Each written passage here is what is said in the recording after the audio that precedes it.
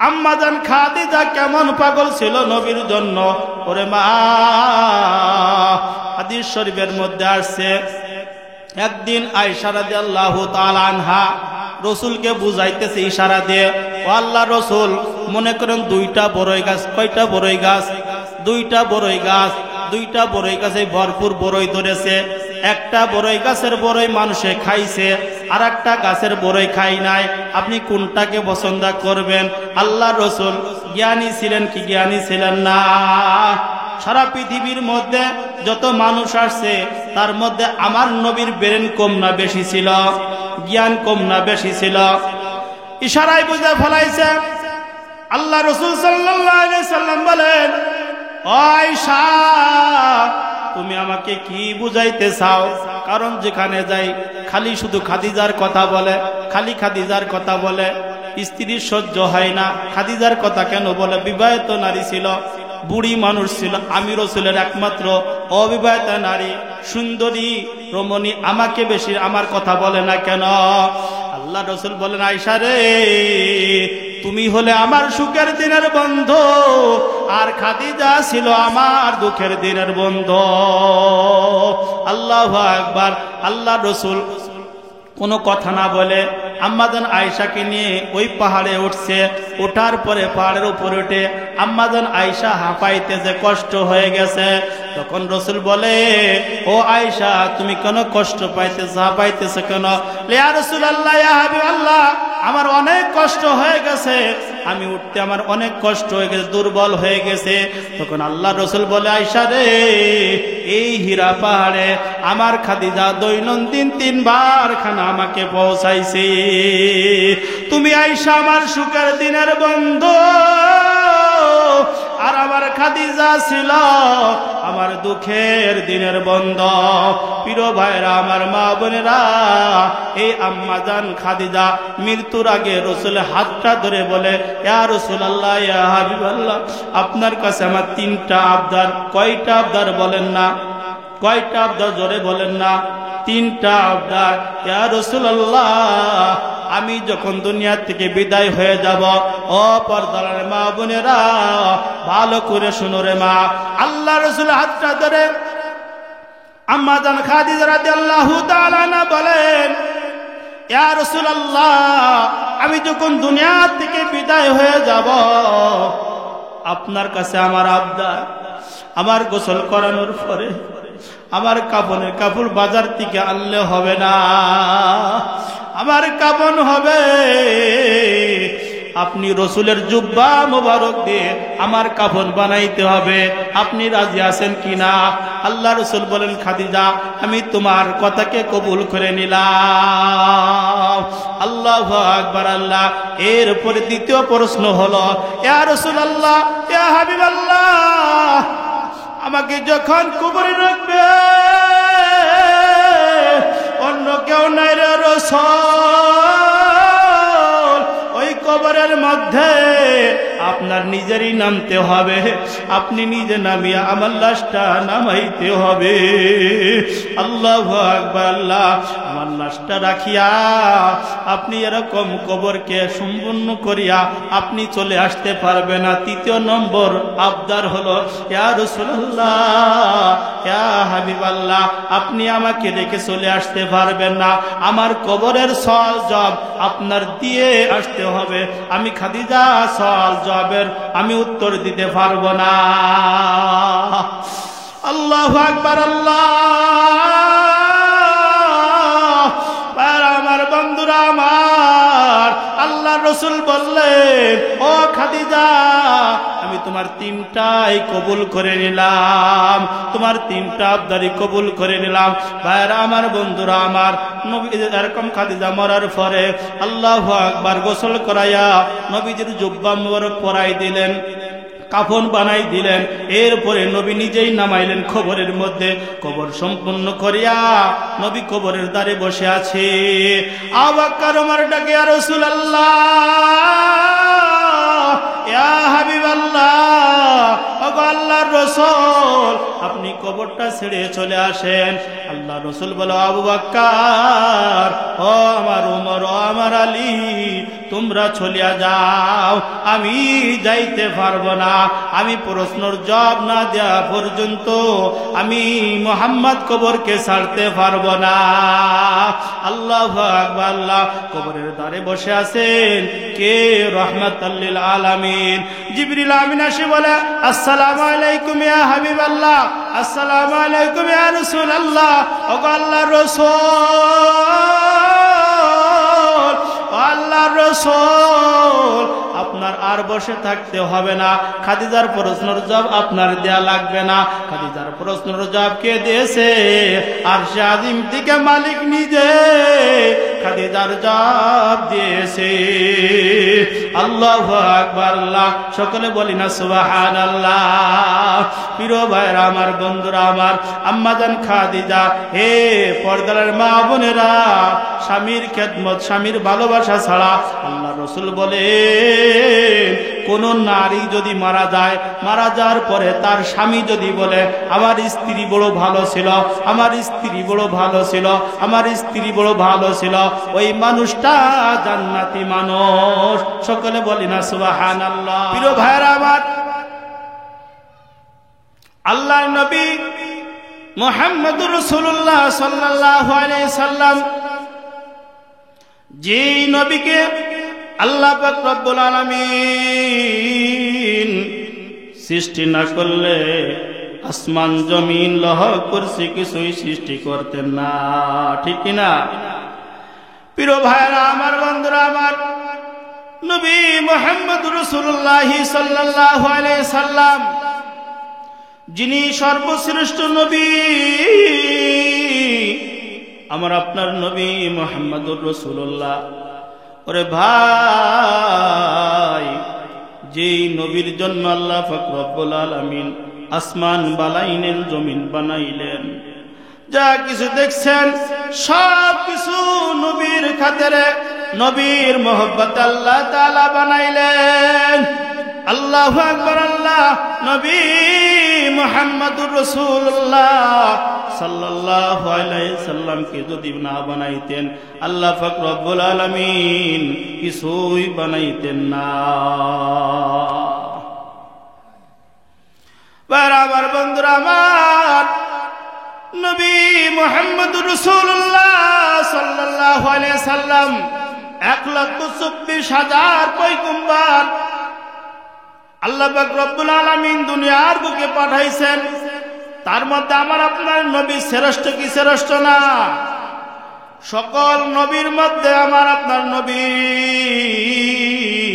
সাইয়্যিদুল মুরসালিন, খাতামান নবিয়্যিন, লা নবিয়্যা বাদি। আমার আপনার নবী সর্বশ্রেষ্ঠ নবী, আমার আপনার নবী আখিরি নবী। আল্লাহু আকবার। আল্লাহ, আমার আপনার নবী সাইয়্যিদুল মুরসালিন, সকল নবীদের নবী, সকল নবীদের সরদার, সকল নবীদের ইমাম হলো মুহাম্মদুর রাসূলুল্লাহ সাল্লাল্লাহু আলাইহি ওয়াসাল্লাম। প্রিয় বন্ধুরা আমার, এই নবী দুনিয়ার মধ্যে আসলেন, আল্লাহু আকবার, মা আমেনার গর্ভে হযরতে মুহাম্মদুর রাসূলুল্লাহ সাল্লাল্লাহু আলাইহি সাল্লাম, জিনার আব্বা হলেন আব্দুল্লাহ। আল্লাহু আকবার। আব্দুল্লাহর পোলা হযরতে মুহাম্মদুর রাসূলুল্লাহ সাল্লাল্লাহু আলাইহি সাল্লাম। বন্ধুরে আমার, নবী মুহাম্মদুর রাসূলুল্লাহ সাল্লাল্লাহু আলাইহি সাল্লাম মা আমিনার গর্ভে আসছে। প্রিয় ভাইরা আমার, এই নবী মুহাম্মদুর রাসূলুল্লাহ সাল্লাল্লাহু আলাইহি সাল্লাম কুরাইশ বংশের মধ্যে পদার্পণ করেছেন, আগমন করেছেন ইহুদিরা, যার কারণে নবী মুহাম্মদুর রাসূলুল্লাহ সাল্লাল্লাহু আলাইহি সাল্লামের চিরতরে শত্রু হলো, ইসলামের শত্রু হলো। এই ইহুদিরা সর্বপ্রথম কারণ হলো, একমাত্র কারণ হলো নবী কেন কুরাইশ বংশের মধ্যে জন্মগ্রহণ করলো? অধিকাংশ নবী বনী ইসরায়েলের মধ্যে জন্মগ্রহণ করেছে, আর আখিরি নবী কেন কুরাইশ বংশের মধ্যে জন্মগ্রহণ করলো? এই তাদের বড় আক্ষেপ, মনের কষ্ট, যার কারণে নবী মুহাম্মদ রাসূলুল্লাহ সাল্লাল্লাহু আলাইহি সাল্লামের ধর্মকে তারা মেনে নিতে পারে না। চিরতরের শত্রু হলো ইহুদিরা, ইসলামের শত্রু হলো ইহুদিরা। প্রিয় ভাইরা আমার, নবী মুহাম্মদ রাসূলুল্লাহ সাল্লাল্লাহু আলাইহি সাল্লাম মা আমেনার ওসরে, মা আমেনার গর্ভে জন্ম নিয়েছেন। ওরে ভাই আমার, আপনার নবী মা আমেনার গর্ভে জন্ম নিয়েছেন, অন্য কোন মার মতন মা আমেনাকে বোঝা যায় না। পৃথিবীর কোন মানুষ বুঝতে পারে নাই আমেনার গর্ভে সন্তান রয়েছে, আমেনার গর্ভে সন্তান রয়েছে, এইটা কোনো মানুষই জানতে পারে নাই, কোনো মানুষই বুঝতে পারে নাই। আল্লাহু আকবার। আমেনা যেই রাস্তা দিয়ে যায়, যেখান দিয়ে যায়, শুধু সুগ্রাণ আর সুগ্রাণ হতে থাকে, সুগ্রাণ বেরোইতে থাকে রে ভাই, একমাত্র নবী মুহাম্মদুর রাসূলুল্লাহ সাল্লাল্লাহু আলাইহি সাল্লামের ওসিলা। প্রিয় বন্ধুরা আমার, নবী মুহাম্মদুর রাসূলুল্লাহ সাল্লাল্লাহু আলাইহি সাল্লাম যখন মা আমেনার গর্ভে আসলেন, আল্লাহর নবীর বাবা হযরত আব্দুল্লাহ সন্তান গর্ভে আসছে এই সুসংবাদ পায়া ব্যবসার জন্য সিরিয়ায় চলে যায়। বন্ধুরে আমার, মা আমেনা গর্ভবতী অবস্থায় রাসূলের বাবা যান আব্দুল্লাহ ব্যবসা করার জন্য সিরিয়ার দিকে রওনা দিলে, স্বামী যখন স্ত্রীর কাছ থেকে চলে যায়, ওরে ভাই এই ব্যথা, এই দুঃখ অন্য কোন মানুষ বোঝে না, বোঝানো সম্ভব নয়, একমাত্র শুধুমাত্র স্বামী আর স্ত্রী বোঝে এই বিরহের বেদনা, অন্য কারো মানুষকে বোঝানো সম্ভব নয়। আমেনা আব্দুল্লাহর সঙ্গে পিছনে পিছনে আগায়া যায়।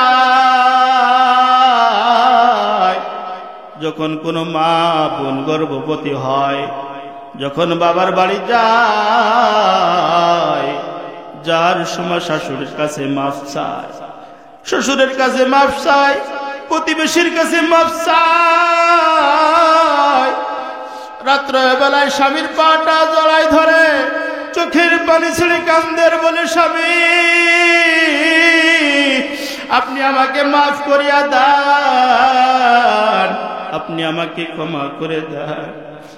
স্বামী আমি যাচ্ছি বাবার বাড়ি, আর হয়তো ফিরে নাও আসতে পারে, আপনার কাছে আমি নাও আসতে পারি রে স্বামী, আপনি আমাকে মাফ করিয়া দেন। প্রিয় ভাইরা আমার, বন্ধুরা আমার, আম্মা জান খাজা আব্দুল্লাহর সঙ্গে সঙ্গে যায়। আব্দুল্লাহ বলে, স্ত্রী রে তুমি ফিরে বাড়ি চলে যাও। বলে, না রে স্বামী, ও কতবারই তো আপনি সফরে গিয়েছেন, আমার কাছে এত মন খারাপ হয় না, এত খারাপ লাগে না, আজকে আপনি যাইতেছেন কেমন যেন আমার মনের মধ্যে বেশি ভালো লাগতেছে না। বন্ধুরে আমার, এইভাবে আস্তে আস্তে সামনের দিকে অগ্রসর হয়, যত দূর যায় তাকিয়ে রয়েছে চোখের পানি ছেড়ে ছেড়ে মা আমেনা কাঁদতে আছে। বন্ধুরা আমার, ইতিহাস জানা আছে, ওই যে বাবা গেল, ওই যে স্বামী চলে গেল, আমেনার স্বামী আর দুনিয়ায় ফিরে আইল না। ওই যে চলে গেল চিরতরে বিদায় নিয়া, আর ফিরে আইল না। হে নবীর উম্মতেরা, নবীর জন্য কি তোমার দিল কান্দে না? এতিম নবীর ভালোবাসা কি তোমার দিলে জন্মায় না? তুমি কেমন নবীর উম্মত, কেমন নবীর ভালোবাসা, যার দিল নবীর জন্য কাঁদে না রে ভাই, লাখো মুমিন हो मगर ईमान में कामिल नहीं है। তুমি যতই তাহাজ্জুদ গুজারি হও না কেন, যতই তুমি জিকির আজকার করো না কেন, নবীর প্রেম ভালোবাসা যদি তোমার দিলের মধ্যে 100 না থাকে রে ভাই, তুমি প্রকৃত মুমিন হতে পারো না। প্রিয় বন্ধুরা আমার, নবীর বাবা দুনিয়া থেকে বিদায় হয়ে গেল ব্যবসা করতে যায়, আর ফিরে আইল না। এরপরে আমার নবী মুহাম্মদুর রাসূলুল্লাহ সাল্লাল্লাহু আলাইহি সাল্লাম যখন দুনিয়ার মধ্যে আসছে, আসার পরে মা আমেনার গর্ভের থেকে যখন দুনিয়ায় আইল রে ভাই, নবীর বয়স যখন 6 বছর 7 বছর বয়স, নবী আমার মা আমেনারা চোল ধরে কান্দে আর বলে, মা সন্ধ্যাবেলা খেলার সঙ্গে, সন্ধ্যাবেলা খেলার শেষে আমার বন্ধুদের বাবা এসে তাদেরকে নিয়ে যায়। ও মা বলো না আমার বাবা কোথায় রে মা, আমার বাবা কোথায়, আমার বাবা কি আমাকে কোলে নিবে না, আমার বাবা কি আমাকে আদর করবে না। আল্লাহ ছেলের কথা শুনিয়া আমিনা চোখে পানি আর রাখতে পারে না, চোখের পানি ছেড়ে কান্দে আর বলে, বাবা তোমার বাবা ব্যবসা করতে গিয়েছে আর ফিরে আসে না, তোমার বাবা ব্যবসা করতে গিয়েছে সিরিয়ায় আর ফিরে আসে না। বলে মা আমার বাবার কাছে আমাকে নিয়ে চলো, ছোট্ট বাচ্চা বাইনা ধরেছে, মাকে বারবার বলে, মা সকলের বাবা আসিয়া বাবা কোলে করে নাই, কান্দে করে নাই রে মা, আমার বাবা কোথায়, আমার বাবা কোথায়, আমাকে নিয়ে চলো। আল্লাহু আকবার আল্লাহ। ছোট্ট বাচ্চাকে নিয়া, আমার ছোট্ট নবীকে নিয়া আমেনা রওনা দিল। আল্লাহু আকবার আল্লাহ। আব্দুল মুত্তালিব সঙ্গে একজন খাদেমা দিয়ে দিল। আল্লাহু আকবার আল্লাহ। যাইতে যাইতে যাইতে আবার পাকিস্তানে যখন পৌঁছাইল, আল্লাহু আকবার, ওই নবীর বাবার কবর দেখায়া বলে, বাবারে এই যে তোমার বাবার কবর। আল্লাহু আকবার আল্লাহ। মায়ও কান্দে, সন্তানও কান্দে, কান্দা দেখিয়া খাদেমাও কান্দে। আমার মওলার কেমন খেলা, বন্ধুরে আমার ভালো করে বোঝো কেমন নবীর উম্মত রে ভাই। ওই নবীর জন্য কি তোমার দিল কান্দে না? ওই নবীর প্রেম কি তোমার দিলে জাগা দেয় না? আল্লাহু আকবার আল্লাহ। সন্তানও কান্দে, মাও কান্দে, খাদেমাও কান্দে, কান্দতে কান্দতে কান্দতে একবার যায় আমেনা অসুস্থ হয়ে যায়। আল্লাহু আকবার আল্লাহ। ক্রমান্বয়ে অসুস্থ বাড়তেই থাকে, বাড়তেই থাকে, বাড়তেই থাকে। কেমন অসুস্থ হয়ে গেল ভাই, কি দিয়ে বুঝাইব? আমার এতিম নবীকে কোলের মধ্যে নিয়ে আমরা কান্দতে কান্দতে কান্দতে অসুস্থতার মধ্য দিয়া এই দুনিয়া থেকে চিরবিদায় হয়ে যায়।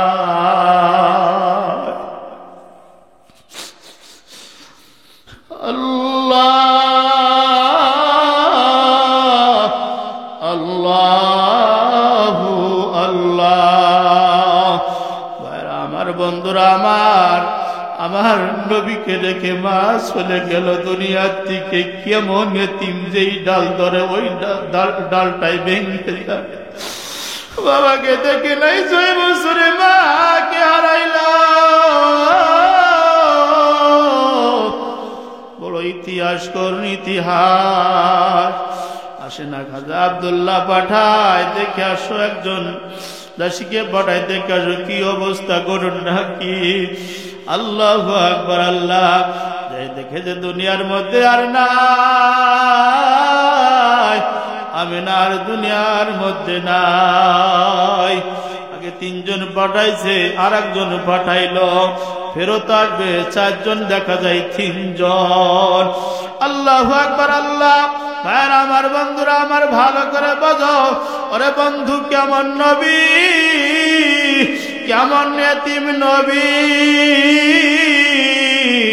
আল্লাহু আল্লাহ। এরপরে আমার নবী আসিয়া দাদাকে গলায় ধরে কান্দে, দাদারে আমি এখন কার কোলে ঘুমাইব? ও দাদা, বাবাকে পাইলাম না, মাকে পাইলাম রে দাদা, আজ মা করে কি চলে আসলাম। ও দাদা বলো, আমি কার কোলে ঘুমাইব, কার কাছে থাকব? দাদা কোলের মধ্যে নিয়ে কান্দে, সন্তানের ব্যথা। আল্লাহু আকবার। সন্তানের বিবির ব্যথা। এতিম নবীকে নিয়ে আব্দুল্লাহ, আল্লাহু আকবার, আব্দুল মুত্তালিব কান্দে, হাউ হাউ করে কান্দে আর বলে, ও দাদা তুমি চিন্তা করিও না,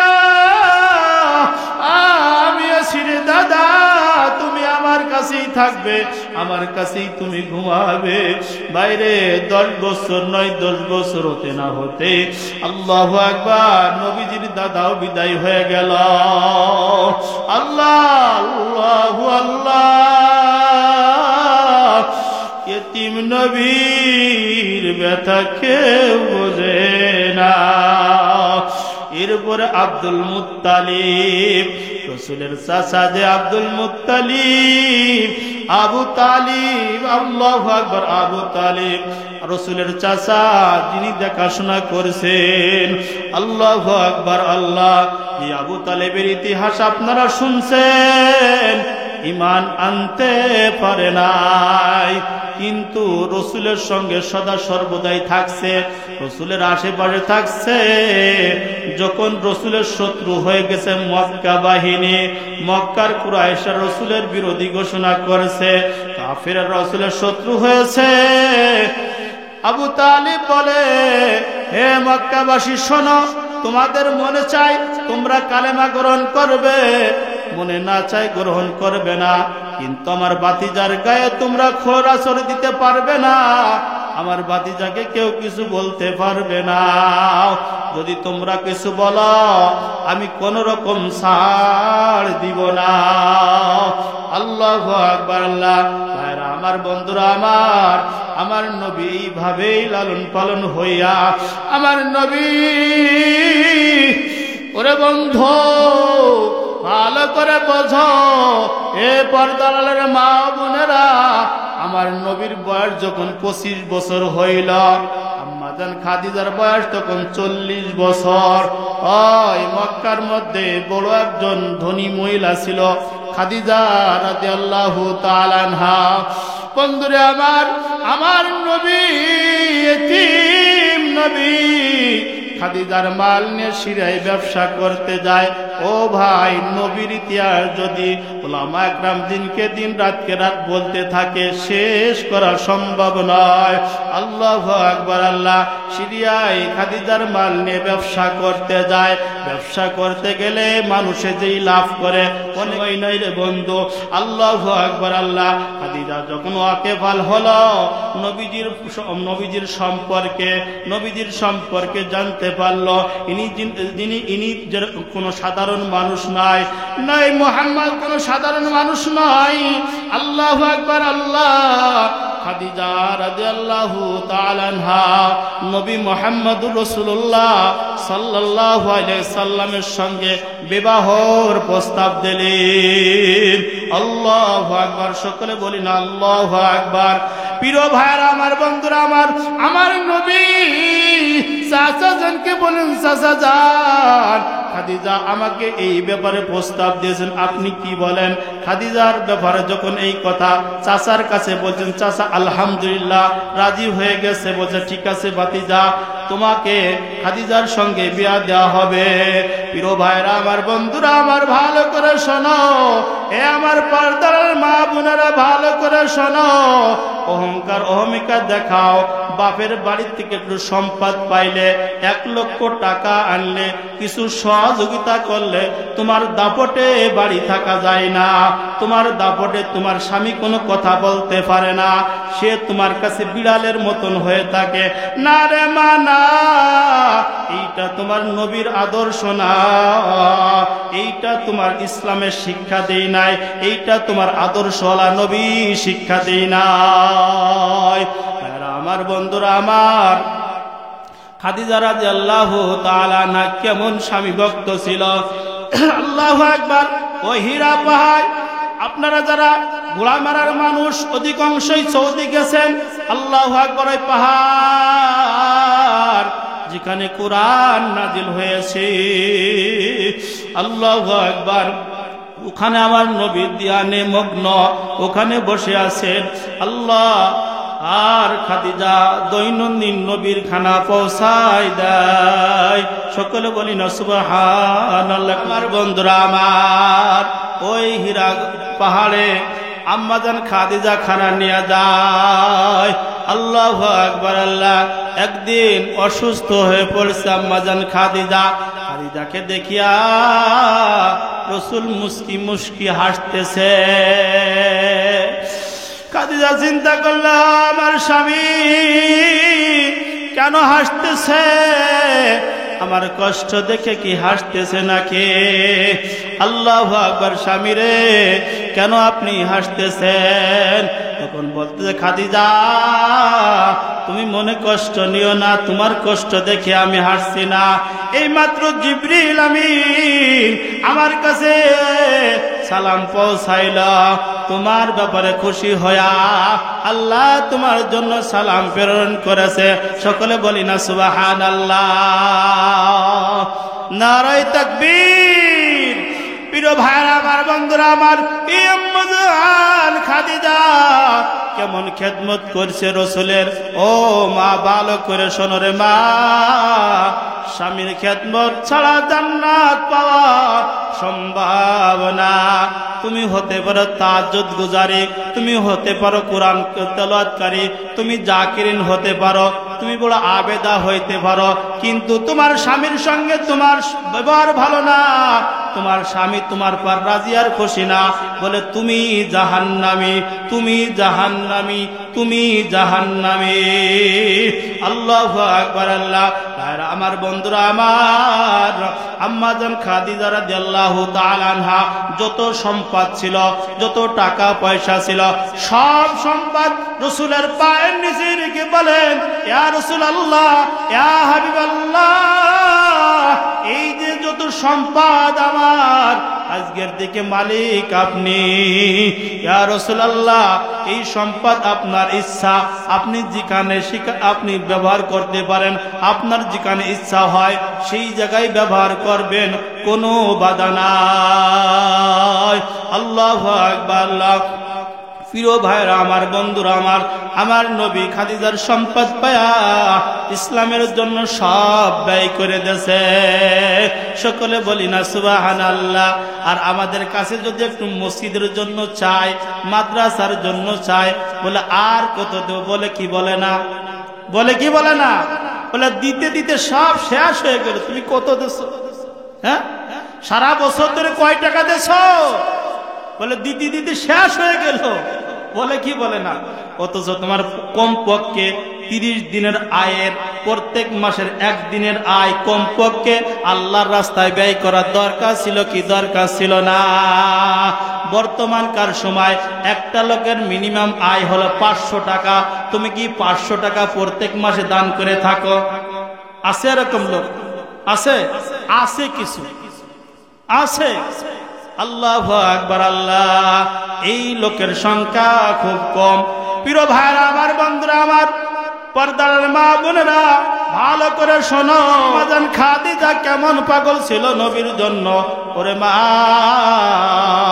হাদিস শরীফের মধ্যে আসছে একদিন আয়েশা রাদিয়াল্লাহু তাআলা আনহা রসুলকে বুঝাইতেছে ইশারা দিয়ে, ও আল্লাহ রসুল, মনে করেন দুইটা বড়ই গাছ। কয়টা বড়ই গাছ? দুইটা বড়ই গাছ। দুইটা বড়ই গাছে ভরপুর বড়ই ধরেছে।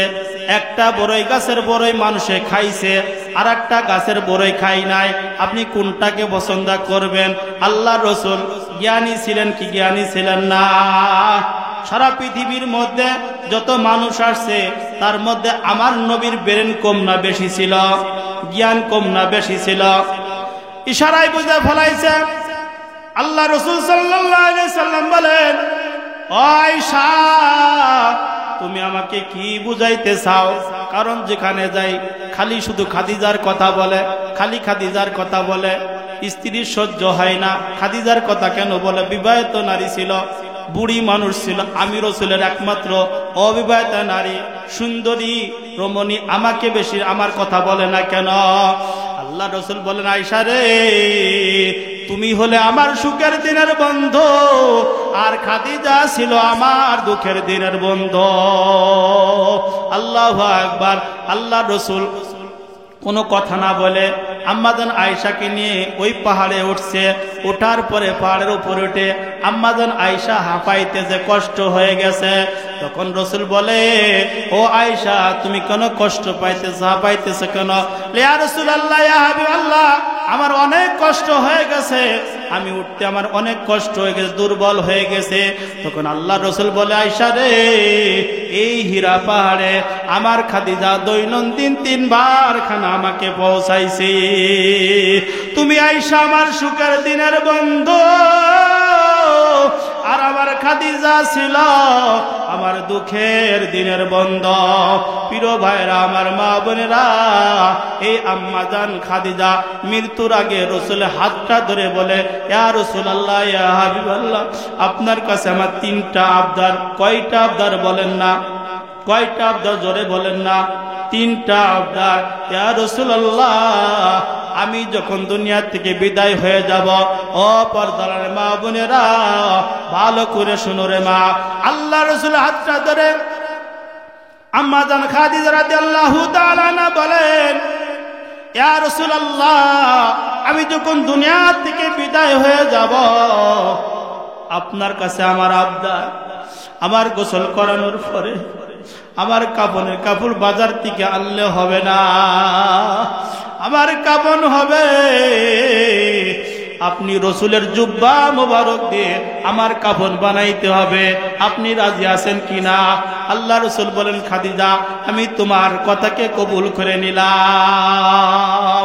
আল্লাহু আকবার। আল্লাহ এরপরে দ্বিতীয় প্রশ্ন হলো, ইয়া রাসূলুল্লাহ, ইয়া হাবিবাল্লাহ, আমাকে যখন কবরে রাখবে, অন্য কেউ নাই রে রাসূল, ওই কবরের মধ্যে আপনার নিজেরই নামতে হবে। আপনি নিজে নামিয়া আমার লাশটা নামাইতে হবে। আল্লাহু আকবার। আল্লাহ, আমার লাশটা রাখিয়া আপনি এরকম কবরকে সম্পূর্ণ করিয়া আপনি চলে আসতে পারবে না। 3 নম্বর আবদার হলো, ইয়া রাসূলুল্লাহ, ইয়া হাবিবাল্লাহ, আপনি আমাকে রেখে চলে আসতে পারবেন না। আমার কবরের সওয়াল জবাব আপনার দিয়ে আসতে হবে। আমি খাদিজা সওয়াল জবাবের আমি উত্তর দিতে পারবো না। আল্লাহু আকবার। আল্লাহ, আমার বন্ধুরা আমার, আল্লাহ রসুল বললেন, ও খাদিজা, আমি তোমার 3টাই কবুল করে নিলাম, তোমার 3টা আবদারি কবুল করে নিলাম। ভাইরা আমার, বন্ধুরা আমার, নবী এরকম খাদিজা মরার পরে আল্লাহু আকবার গোসল করাইয়া নবীজির জুব্বা মোবারক পরাই দিলেন, কাফন বানাই দিলেন। এরপরে নবী নিজেই নামাইলেন কবরের মধ্যে। কবর সম্পূর্ণ করিয়া নবী কবরের দ্বারে বসে আছে। আবু বকর ওমর ডাকে, ইয়া রাসূলুল্লাহ, ইয়া হাবিবাল্লাহ, ওগো আল্লাহর রাসূল, আপনি কবরটা ছেড়ে চলে আসেন। আল্লাহ রাসূল বলে, আবু বকর, ও আমার ওমর, ও আমার আলী, তোমরা চলিয়া যাও, আমি যাইতে পারবো না। আমি প্রশ্নের জবাব না দেওয়া পর্যন্ত আমি মুহাম্মদ কবরকে ছাড়তে পারবো না। আল্লাহু আকবার। আল্লাহ কবরের দ্বারে বসে আছেন কে? রাহমাতাল লিল আলামিন। জিবরিল আমিন এসে বলে, আসসালামু আলাইকুম ইয়া হাবিবাল্লাহ, আসসালামু আলাইকুম ইয়া রাসূলুল্লাহ। ওগো আল্লাহর রাসূল, আল্লাহর রাসূল, আপনার আর বসে থাকতে হবে না। খাদিজার প্রশ্নের জবাব আপনার দেয়া লাগবে না। খাদিজার প্রশ্নের জবাব কে দিয়েছে? আরশে আজিম থেকে মালিক নিজে খাদিজার জবাব দিয়েছে। আল্লাহু আকবার। আল্লাহ সকলে বলি না সুবহানাল্লাহ। প্রিয় ভাইরা আমার, বন্ধুরা আমার, আম্মাজান খাদিজা, হে পর্দার মা বোনেরা, স্বামীর খেদমত, স্বামীর ভালোবাসা ছাড়া আল্লাহ রাসূল বলে কোন নারী যদি মারা যায়, মারা যাওয়ার পরে তার স্বামী যদি বলে আমার স্ত্রী বড় ভালো ছিল, আমার স্ত্রী বড় ভালো ছিল, আমার স্ত্রী বড় ভালো ছিল, ওই মানুষটা জান্নাতি মানুষ। সকলে বলি না সুবহানাল্লাহ। প্রিয় ভাইরা আমার, বন্ধুরা আমার, আমার এতিম নবী যখন নবুয়ত প্রাপ্ত হইল, নবুয়ত প্রাপ্ত হওয়ার আগে দেখবেন হক কথা না বলে হুজুর খুব ভালো। যখন আপনার সুদের বিরুদ্ধে কথা বলে, ঘুষের বিরুদ্ধে কথা বলে, হুজুরকে এই ওয়াসলার ওয়াজ জানে না? বলে কি বলে না? সুদ করে গায়ে লাগছে, ঘুষ করে গায়ে লাগছে, গাঁজাখরের বিরুদ্ধে বললে গাঁজাখরের গায়ে লাগে, জিনাখরের বিরুদ্ধে জিনার কথা বলে তার গায়ে লাগে। তখন বলে হুজুর বেশি ভালো না, হুজুর বেশি ভালো না, এরা হুজুর খুব ভালো ছিল। প্রিয় ভাই আমার, বন্ধুরা আমার, আমার নবী রাহমাতাল লিল আলামিন ওই মক্কার বুকে যখন বর্বরতার যুগ হয়েছে, সব বেঈমান হয়ে গেছে। মা ছেলেকে চেনে না, ছেলে মাকে চেনে না, সন্তানকে, কন্যা সন্তানকে বাবাই কবর দিতে দ্বিধাবোধ করে না। প্রিয় ভাইরা আমার, বন্ধুরা আমার, এই সময় আমার নবীর আগমন হয়েছে। রাহমাতাল লিল আলামিন, ওমা আরসালনাকা ইল্লা রাহমাতাল লিল আলামিন। আমার নবীর আগমন হয়েছে, সকলে বাহবা দেয়, মুহাম্মদ বড় ভালো বলে। যদি আমানত রাখতে হয়, যদি আমানত রাখতে হয়, একমাত্র শুধুমাত্র আব্দুল্লাহর পোলা মুহাম্মদ ছাড়া সত্যবাদী সদেকার কেউ নাই। বন্ধুরে আমার, যখন আমার নবী, এই নবী যখন দিনের দাওয়াত দেওয়া শুরু করেছে, তখন নবীর বিরুদ্ধে হয়েছে কি হয় নাই? আপন চাচা বিরুদ্ধে গেছে কি যায় নাই? আবু লাহাব রাসূলের আপন চাচা কি চাচা না? আল্লাহু আকবার। এই আবু লাহাব আল্লাহ রাসূলের বিরুদ্ধে গেছে কি যায় নাই? আল্লাহু আকবার। এরকম দলে দলে সব বিরোধী। আল্লাহু আকবার। একমাত্র শুধুমাত্র মুসলিমাই কয়েকজন মানুষ ইসলাম গ্রহণ করেছে। ও ভাই, মক্কা বিজয়ের ঘটনা একটু ভালো করে শুনবেন, দিলের কান লাগায় শোনেন। বন্ধুরে আমার, যখন আমার নবী ওই মূর্তির বিরুদ্ধে কথা বলে, কিসের বিরুদ্ধে? এই বাংলাদেশের মধ্যে যখন উলামায়ে কেরাম মূর্তির বিরুদ্ধে কথা বলছিল, এই মূর্তির কারণে, এই মূর্তির বিরুদ্ধে কথা বলার কারণে মামুনুল হক সাহেবের জেল খাটতে হয়েছে, হয় নাই? উলামায়ে কেরাম জেলের মধ্যে জেলবদ্ধ হয়েছে, হয় নাই? এই মূর্তির বিরুদ্ধে যখন কথা বলছে, নবী মুহাম্মদ রাসূলুল্লাহ সাল্লাল্লাহু আলাইহি সাল্লাম মূর্তিকে নির্মূল করার জন্য আসছিল, মূর্তিকে শেষ করার জন্য আসছিল।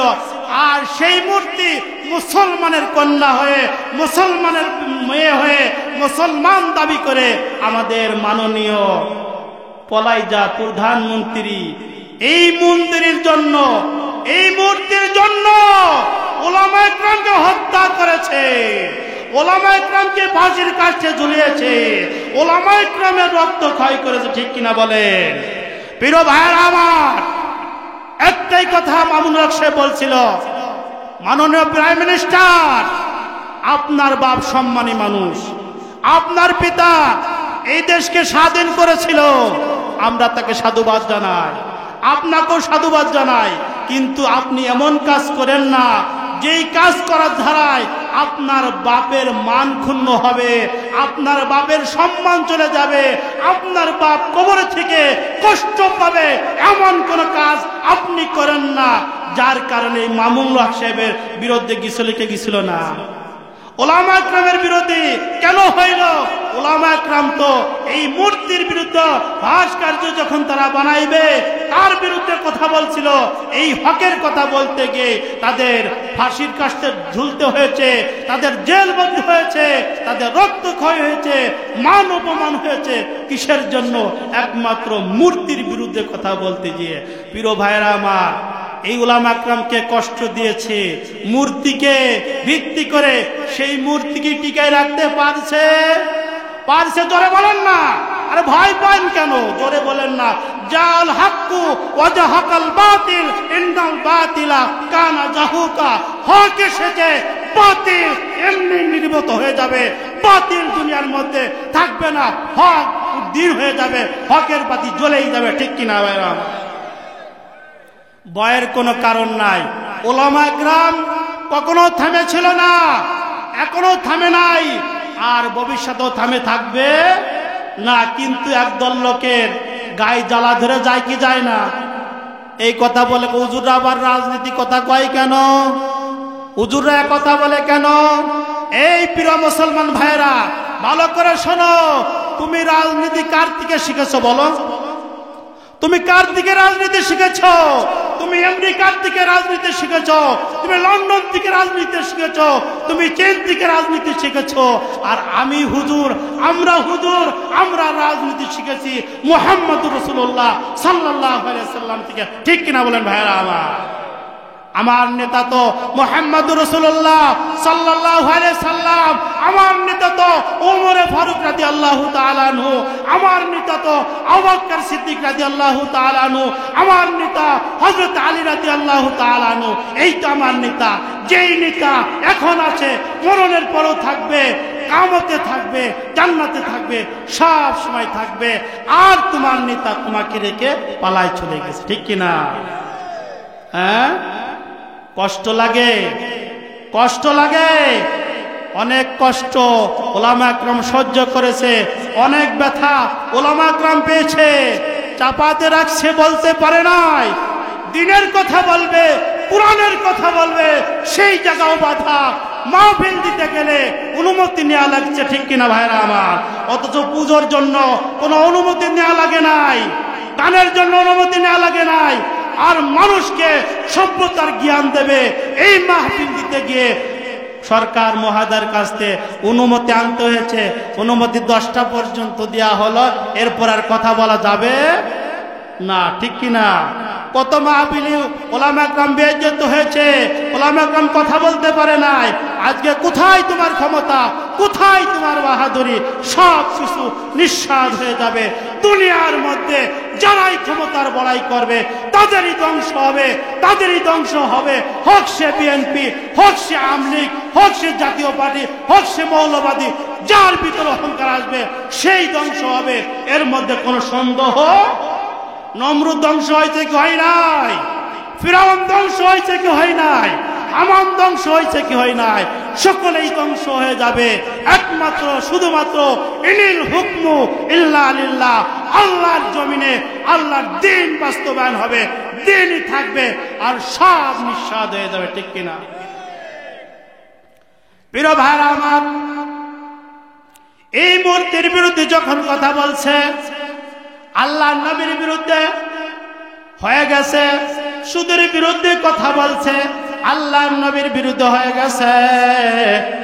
আল্লাহু আকবার। আল্লাহ যখন নবুয়ত পেয়েছে, আল্লাহ রাসূল সাল্লাল্লাহু আলাইহি সাল্লাম আপন চাচাকে ডেকে বলে, ও আমার চাচা, এই যে একটা পাহাড় দেখতেছেন, এই পাহাড়ের ওই পাশে শত্রু বাহিনী আছে, এই পাশে আমরা আছি।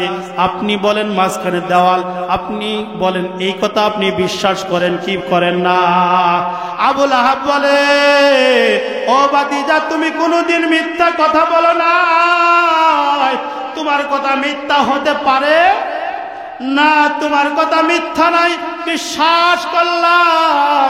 তখন আল্লাহ রাসূল বলেন, ও চাচা, আপনারা যার ধর্ম পালন করছেন, যাকে উপাসনা করছেন, আল্লাহু আকবার, আল্লাহ এইটা মিথ্যা, এইটা মিথ্যা, এইটা পালন করা যাবে না। চাচারে, আমি আপনার বাতিজা, আল্লাহ আমার পরে কুরআন নাজিল করেছে, ওই নাজিল করেছে, আপনি বিশ্বাস করেন কি করেন না? সঙ্গে সঙ্গে আবু লাহাব বলে, না না, আমি এইটা বিশ্বাস করি না, অস্বীকার করে দিল। সকলে বলে নাউজুবিল্লাহ। আর আমার বন্ধুরা আমার, এইভাবে নবী মুহাম্মদ রাসূলুল্লাহ সাল্লাল্লাহু আলাইহি ওয়াসাল্লাম মক্কার মধ্যে যখন দিনের দাদায় রসুলের বিরোধী হয়ে যায়, আল্লাহু আকবার, এক পর্যায়ে রসুলকে মারিয়ে ফেলবে এই ষড়যন্ত্র করল। রসুলকে আর দুনিয়ার মধ্যে রাখা যাবে না, রসুলকে দুনিয়ার থেকে বিদায় দিতে হবে। এর আগে 6 মাস আগে রসুল আবু বকরকে বলছে, আবু বকর রে, কোন দিন যেন মক্কার থেকে মদিনায় হিজরত করতে হতে হবে আমাদের। ও আবু বকর শোনো, এই মক্কায় আমাদের থাকা হবে না, আমাদের জীবনের ঝুঁকি আসতেছে। আল্লাহর পক্ষ থেকে যখন নির্দেশ আসবে, এখানে আর আমাদের থাকা হবে না, তুমি প্রস্তুতি থাকো। কে বলছে? নবী মুহাম্মদ রাসূলুল্লাহ সাল্লাল্লাহু আলাইহি ওয়াসাল্লাম আবু বকরকে বলে রাখছে। আর আমার বন্ধুরা আমার, নবীর প্রেম, নবীর ভালোবাসা কাকে বলে? ওরে ভাই, নবীর প্রেম ভালোবাসা কাকে বলে? ও নবীর উম্মতেরা, ভালো করে শোনো, কেমন নবীর উম্মত হইলাম রে ভাই। যেদিন থেকে আবু বকরকে বলছে, আবু বকর, এই মক্কায় আমাদের থাকা হবে না, মক্কা থেকে একদিন বিদায় নিতে হবে। এই কথা যখন আবু বকরকে বলছেন, আবু বকর আর বালিশের সঙ্গে মাথার লাগাই নাই, পিঠটা বিছনার সঙ্গে লাগাই না। আবু বকর রাতটা দাঁড়ায় দাঁড়ায় কাটায়া যায়।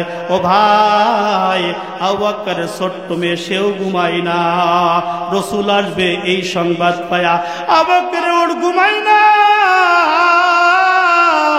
যে উট রসুলকে সওয়ারি করে নিয়ে যাবে, এই উটও ঘুমায় না, সারা রাত্রে জাগ্ন থাকে।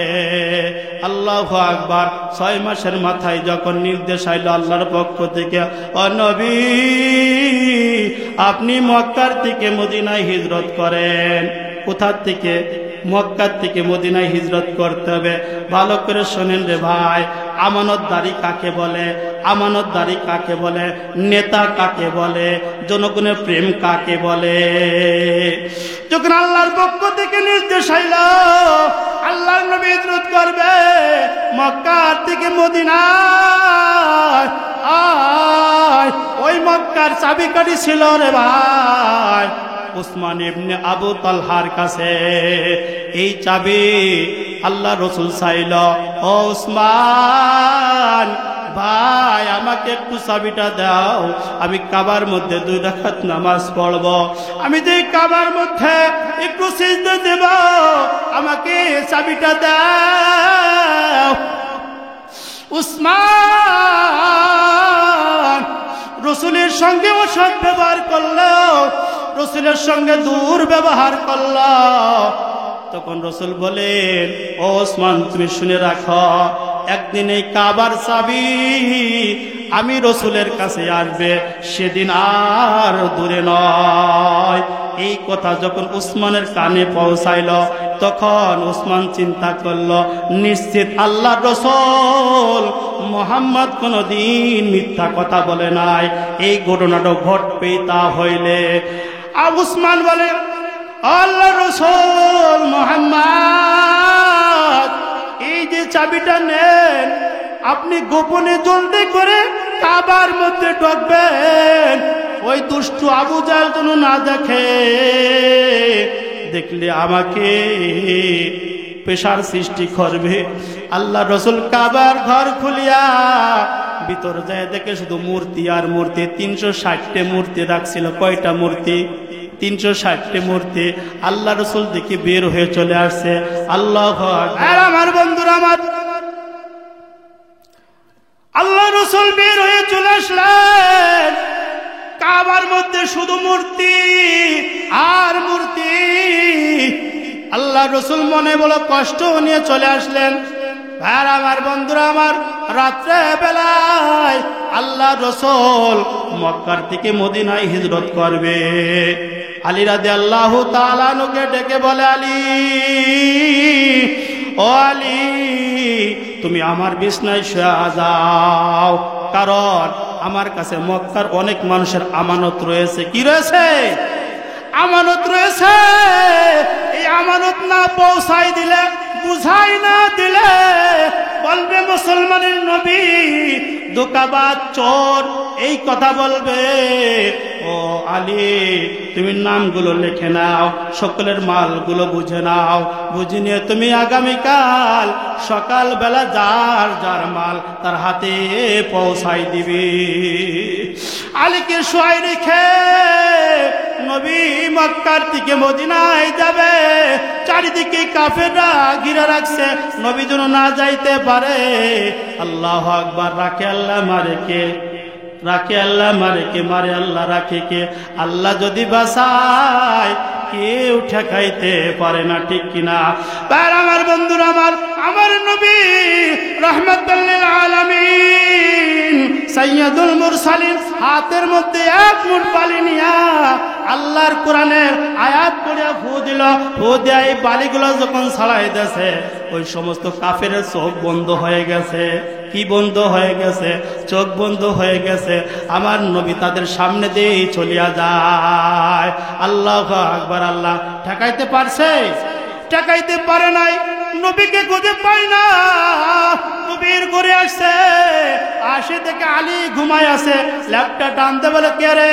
বলে, আমি আলী। তখন সকলেই ক্ষাপ্ত হয়ে গেছে, মারো আলীকে, হ্যাঁ, আলীকে মারো। আবু জাহেল বলে, না রে না,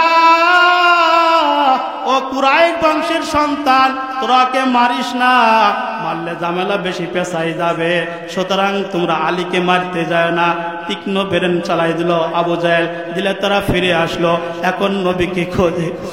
আমার বন্ধুরা আমার আলামিনকে নিয়ে আবু বকরের বাড়ি যখন পৌঁছাইস, দুরূদে নক করার সঙ্গে সঙ্গে আবু বকর বলে, লাব্বাইকা ইয়া রাসূলুল্লাহ, লাব্বাইকা ইয়া হাবিবাল্লাহ, ও আল্লাহর নবী, এই যে আমি হাজির, এই যে আমি হাজির।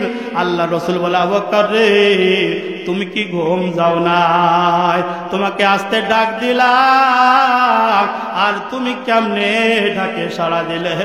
তুমি আবু বকর বলে, ইয়া রাসূলুল্লাহ, ও আল্লাহর রাসূল, আপনি যেদিন থেকে বলছেন মক্কার থেকে মদিনায় হিজরত করতে হবে, ও আল্লাহর রাসূল, ওই দিন থেকে আমি আর বিছনায় পেট লাগাই নাই, বালিশে মাথা লাগাই নাই।